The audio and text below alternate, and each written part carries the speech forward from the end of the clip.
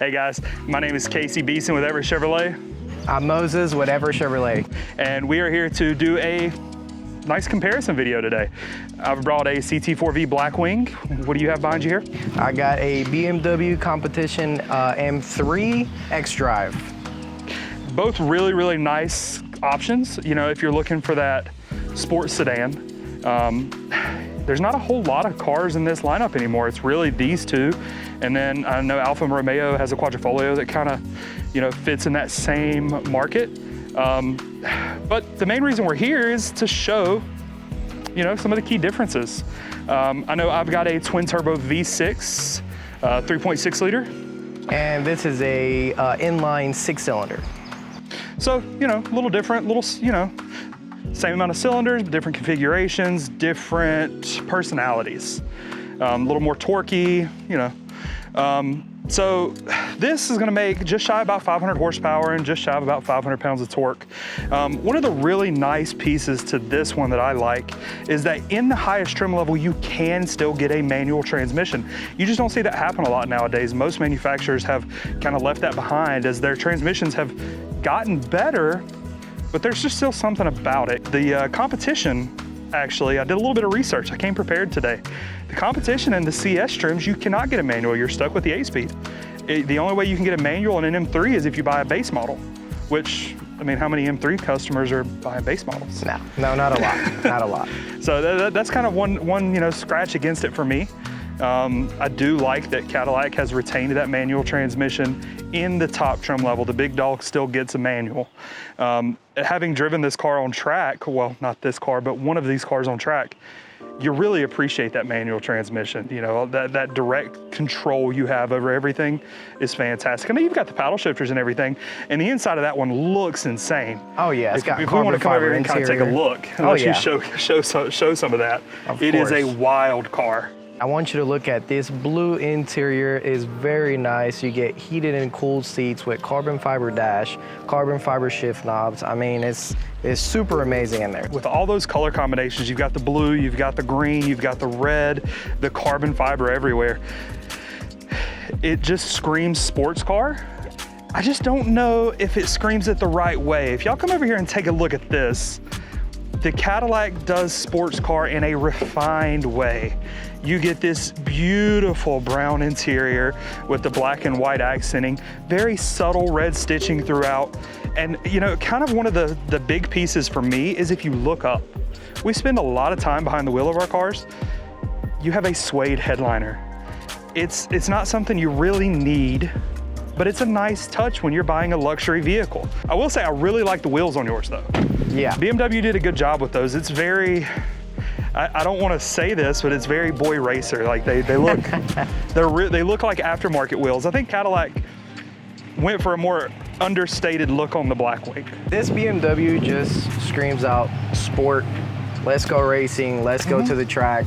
And it's probably gonna be out towards a younger generation. This would be more towards a older generation. You're absolutely right. That is a very valid point. However, the problem for me is which car's cheaper? This is cheaper by like 20 grand. I mean, and performance-wise, with the xDrive system, your top speed's limited to under 160 miles an hour. This will do 190. Now, granted, that's track use only. You're not gonna do that on the street, but I personally would think that the boy racer car would have the more performance because that seems to be, and be cheaper because that's the cheaper market. Cadillac kind of, you know, gave you a refined luxury feel and saved you 20 grand. Now, I will say that 0 to 60 time is ridiculous. It's almost a second faster to 60 than the Cadillac. Oh yeah. I mean, 2.8, granted all-wheel drive helps a little bit there. You do have more power. I mean, you're over 500 horsepower in that car. So it should be a little bit 523 horsepower all-wheel drive. I mean, that's pretty good power for the street. Oh yeah, for a street car, it's insane. And it's just kind of another case of me kind of being confused on what BMW's brand identity was going into that car, like what their plan was. Because that feels like it should be a $60,000 car. Not that it feels cheap, but I feel like that car should be 60 grand. It should be targeted at a younger generation, and the M3 Competition is just not really achievable for a lot of people. You know, I mean, this was a $100,000 car.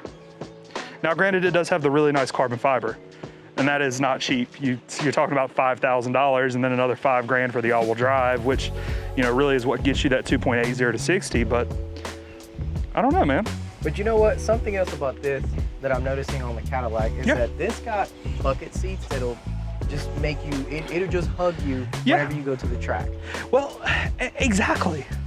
That's got the track car inside, whereas this has got the more luxury car inside, but this is better around a track. It doesn't make sense. That is true.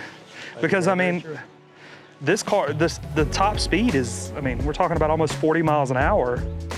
And really where this car shines is around a track, sitting on that Camaro platform. It corners like nothing you've driven before. Now, I haven't gotten to track one of those, but I've driven them and they're really impressive, but this thing is insane as well. Now, I'm assuming if we do a race from the dig, this would probably from a dig, that's gonna blow the doors off of this thing, which again, kind of the boy racer vibe, you know? You'd think that the $30,000 cheaper car would be the boy racer car, because that is at a price point where somebody needs to be well off. You know, they're further along in life. There's not many 25-year-olds that can afford a $100,000 car. True. But there's a lot of, you know, 40, 50-year-olds that can afford a $100,000 car, and this is the better option for the 30, 40, 50-year-old. That's the better option for under 35, really. Yeah. I really like that car, but I've driven this on track. I know how great this is. Well, I guess it depends on what you're looking for. If you want something that looks more sportier, if you want something more classic. Yeah. But in my opinion, if it was me, I had the money, I'll definitely buy this one right here. It depends on what you like. Personally, I think that is a fantastic car.